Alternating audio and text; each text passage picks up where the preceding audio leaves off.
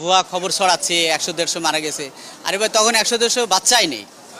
আর আমাদের কাছে প্রত্যেকের কাছে আমার 42 জন স্টুডেন্টের আমি ফর্ম টিচার, আমার 42 জনের নাম আছে। আমি ঘটনার সাথে সাথে আমি প্রত্যেকের সাথে কোঅর্ডিনেট করতেছি তার বাচ্চা বাসায় পৌঁছেছে কিনা, তাই না?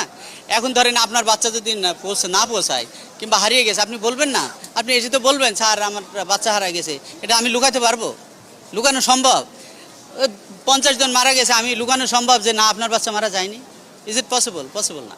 এটা ভুয়া কথা বলতেছে। আমার 42 জনের বাচ্চা 2 জন আমার ইতে গেছে, হসপিটালে গেছে, আমি তাদের তথ্য নিয়েছি এবং তারা এই যে কিছুক্ষণ আগে টেলিফোন করেছে, তারা বাসায় ফিরেছে। এরকম যাদের মারা গেছে 2-4 জন, ধরেন সর্বোচ্চ 20 জন মনে করেন, হ্যাঁ সেটা ঠিক আছে, কিন্তু এই যে বাড়াবাড়ি করে যারা বলতেছে এটা তো ঠিক না।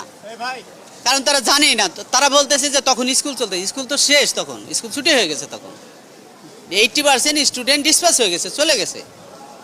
এই 20% স্টুডেন্ট আশেপাশে খেলাধুলা কথাবার্তা যাবে, হ্যাঁ কেউ ক্যান্টিনে খাইতেছে, বাচ্চাকে ক্যান্টিনে নিয়ে গেছে, ব্যাগটা রয়েছে, ব্যাগটা রেখে আবার ব্যাগটা নিতে আসছে, ঠিক এরকম।